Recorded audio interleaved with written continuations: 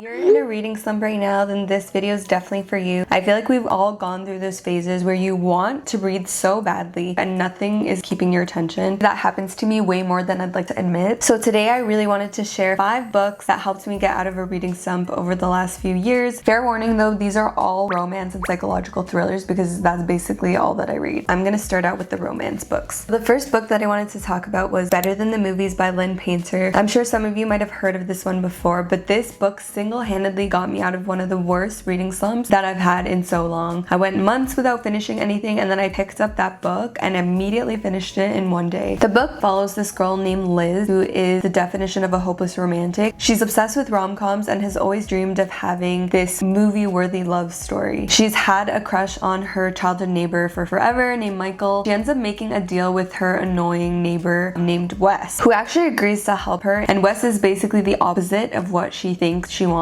but of course things get a little more complicated than she expected. Wink wink nudge nudge. I just loved this book so much. Something so special about this book was that it really captured the nostalgic feeling of when you were younger and when you had a crush, and even the tiniest interaction felt like the biggest deal in the world. I think the biggest reason that this book really stuck with me was because I related to Liz so much. I was definitely the type of person growing up who loved the idea of being in love but not actually knowing what that meant, and so I would create fake scenarios in my head, romanticize every little thing, and so even one small interaction could turn into an entire love story. It used to be a little delulu, but later my idea of love changed and became more realistic and grounded, which is something that is pretty prominent in this book. And I also was obsessed with the rom-com references. I thought it was a fun little Easter egg, especially as someone who really loves those movies. I was like, oh, I remember this reference. I also felt like the characters were so likable and the banter was just so fun. I was giddy and kicking my feet the entire time while reading it, so I really loved it. And that is definitely a 5-star read. I would say all of these books that I'm sharing are 5-star reads in my eyes, but yes.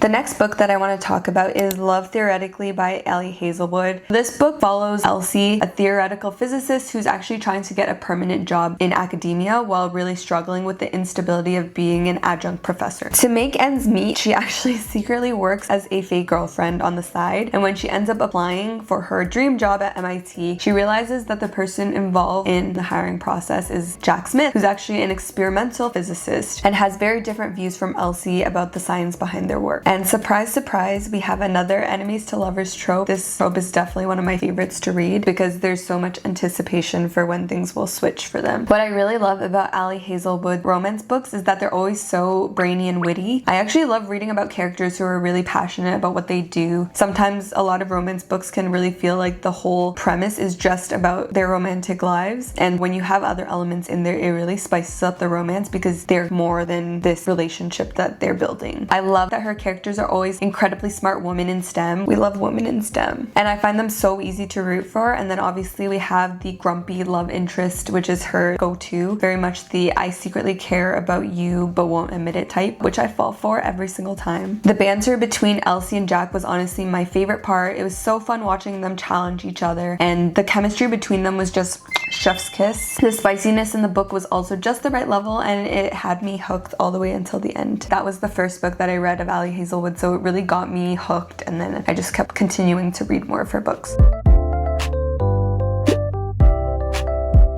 Now I'm going to get into the thriller books. The first one is a really well-known one, which is The Housemaid by Frida McFadden. I'm sure a lot of people have already heard of this book before, and now it's already a movie too. This book follows Millie, who is struggling to get her life back together when she gets this opportunity to become a live-in housemaid for a wealthy family. At first it seems too good to be true. She gets to live in this beautiful house, has a fresh start, and a real chance to rebuild her life, but pretty quickly she starts noticing that something is really off about the family and the house. The fun is really slowly uncovering what's happening within the book. Frida's writing is very fast-paced and super easy to fly through, and I feel like every chapter really makes you want to keep going because you're thinking that something isn't right here and you're questioning every character. And on top of that, there are 2 other books in that series that you can binge after you're done. I genuinely did not see the twist coming, and it's exactly the type of book that I would reach for when I'm trying to get out of a reading slump because it really gets me excited about reading reading again. And I will say most of Frida McFadden's books are generally great for getting out of a reading slump. They're really fast-paced, easy to read, and they kind of act like a palate cleanser for all the other books that you're going to read right after it.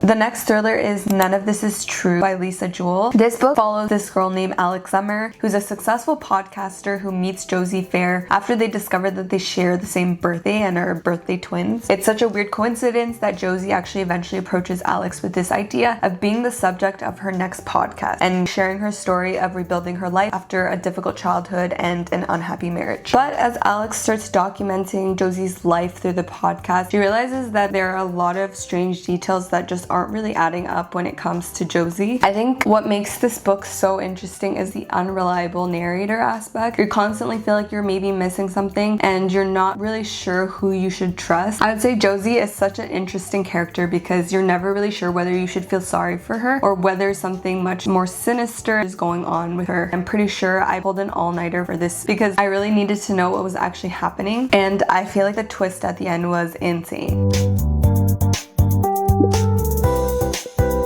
The last book I want to talk about is Listen for the Lie by Amy Tintera. This book is about a woman named Lucy who spent years being blamed for her best friend's murder because she was the last person seen with her. The problem is that Lucy actually doesn't remember what happened that night. Years later, a true crime podcaster decides to investigate the case, bringing Lucy back into the spotlight within her town and forcing her to sort of confront everything that happened that night. This podcaster is actually such an interesting character because he had previously solved another murder, so the people within this town are really expecting him to come through and solve this one too. I think the format of this book is definitely what makes it so fun because you get Lucy's perspective mixed with the podcast episodes, so it actually feels like you're listening to a real true crime investigation while it's actually happening and trying to piece through the information and details that come out along with the characters. I love true crime documentaries and podcasts, so this format completely hooked me. It felt like I was trying to solve the mystery with the characters. I will say, out of a lot of books that I've read, I feel like this thriller had such a good balance of thriller, dark humor, and then a little bit of romance that I really wasn't expecting at all, but it made the book so much more fun. Lucy was also such a fun character. She had this dark sense of humor despite everything that was happening to her, which made her so entertaining, and I was honestly on the edge of my seat until the end of the book. Those are all the books that I wanted to share today. If you read any of these, let me know what you thought, and if you have a book that gets you out of your own reading slump, let me know what it is in the comments because I'm always looking for new recommendations. Thank you so much for watching, and I hope you enjoyed this video, and I'll catch you guys in the next one. Bye!